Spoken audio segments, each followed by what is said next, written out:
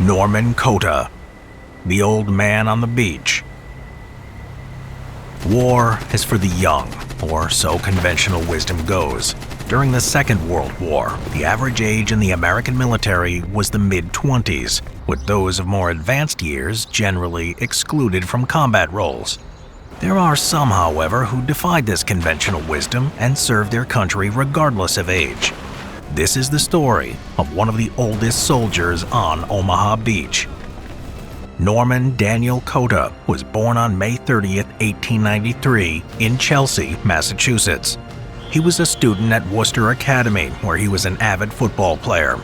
It was during this time he earned the nickname Dutch, though it's unclear where this came from. In 1913, he was accepted to West Point Military Academy and associated with many future high-level officers, including Dwight Eisenhower, with whom he would remain close friends. Due to America's entry into the First World War, Kota's class had their academic terms cut short, and he and the rest of his classmates graduated in April 1917, 2 months ahead of schedule. In spite of the accelerated education, the war ended before Kota could reach the front lines and did not see action in the First World War. He rose through the ranks quickly, being promoted from second lieutenant to first lieutenant to captain to major in 18 months, serving as an instructor at West Point until 1920, though due to downsizing of the military he was demoted to captain. In 1922, he was the financial officer for Langley Field, Virginia, which was robbed of $43,000, forcing Kota to petition Congress to prevent him from having to pay back the money that he was held responsible for. He served in numerous other posts over the intervening years, and by 1941 was the Chief Intelligence Officer, and later the Plans and Training Officer for the 1st Infantry Division. When the U.S. entered the Second World War, he was promoted to Chief of Staff for the division, serving in that capacity until 1943. In this role, he participated in the North African campaign and was later involved in the planning and execution of Operation Husky, the invasion of Sicily. In 1944, he was promoted to Brigadier General and was made responsible for training troops for amphibious landings.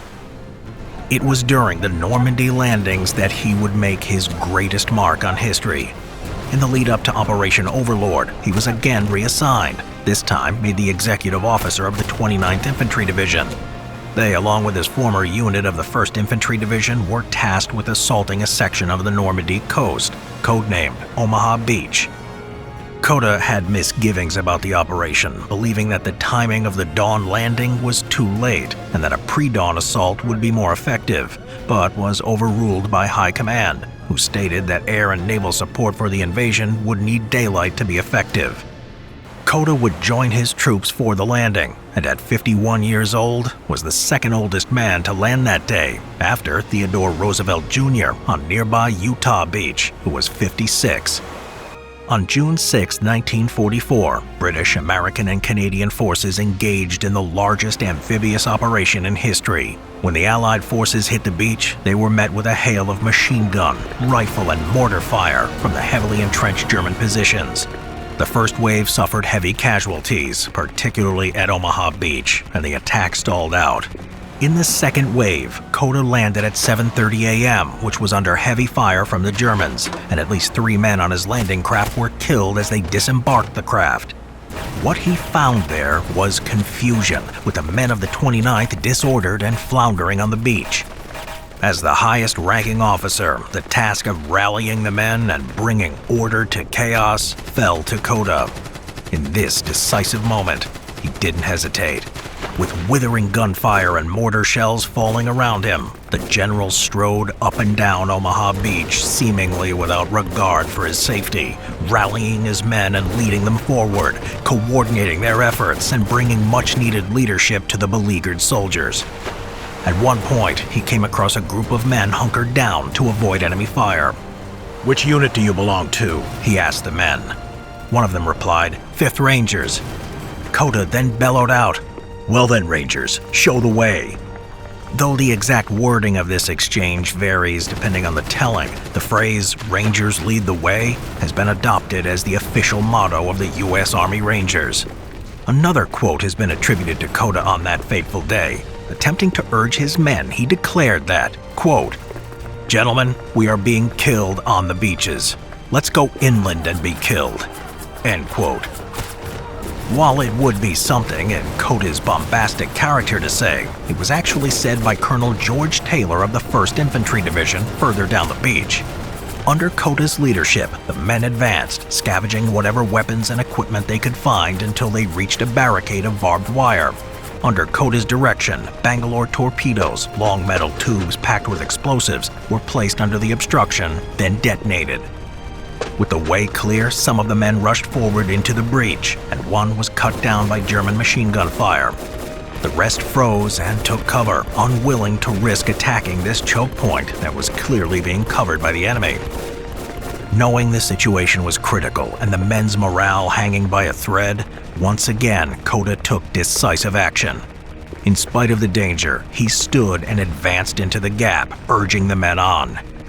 Encouraged by his actions, or perhaps shamed by a man twice their age, the rest of the men followed. They poured off the beach through the opening, and Coda led the men to the village of Verville-sur-Mer. When the last of the column finally reached the town, Coda asked them in his typical bombastic tone, "Where the hell have you been, boys?"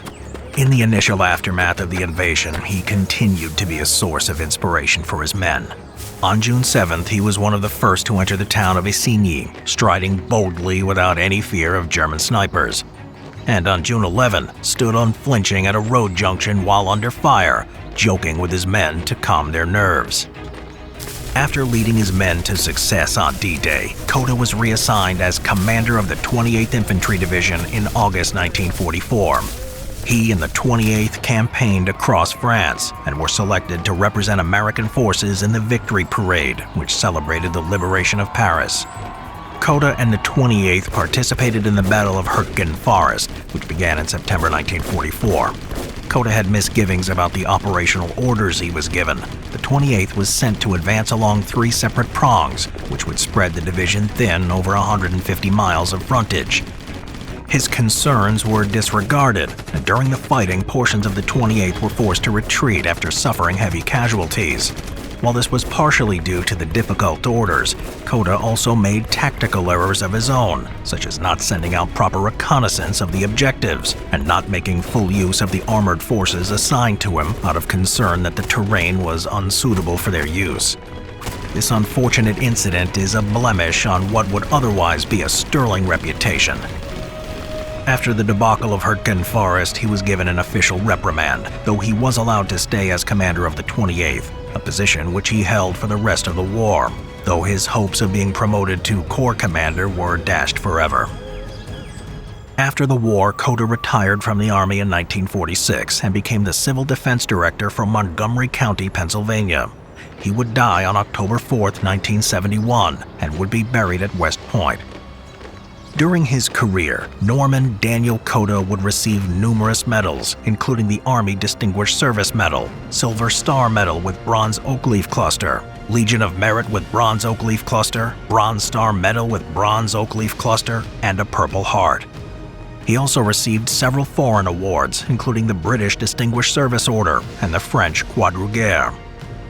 For his heroic actions on D-Day, rallying and leading the beleaguered men on Omaha Beach, Coda would be awarded the Distinguished Service Cross, the second highest award a soldier can be given for bravery on the battlefield. Coda would also gain another form of immortality. He would be portrayed by actor Robert Mitchum in the 1962 war movie, The Longest Day, who would deliver the final line of this classic piece of cinema. Just as Coda equipped himself with the skills necessary to succeed on the battlefield, you too can equip yourself with vital skills to tackle your own challenges. Whether you're looking to sharpen your analytical thinking or simply expand your knowledge, today's sponsor, Brilliant, is here to help. Brilliant offers a wide range of interactive mathematics, science, and computer science lessons designed to help you think critically and solve complex problems. By dedicating just a few minutes each day, you can develop this sharp analytical thinking that allows leaders like Coda to navigate and excel in high-pressure environments. One of our favorite courses that Brilliant offers, Predicting with Probability, teaches you to wrangle massive data sets, compare distributions, and master fundamental concepts like the Bayes theorem. Data skills are absolutely necessary for navigating the modern world, and Brilliant is the best way to get them. To enhance your skills with clear, practical insights for free for a full 30 days, visit brilliant.org/simplehistory or click the link in the description. You'll also get 20% off an annual premium subscription. Start your journey with Brilliant today and unlock your potential to tackle any challenge that comes your way.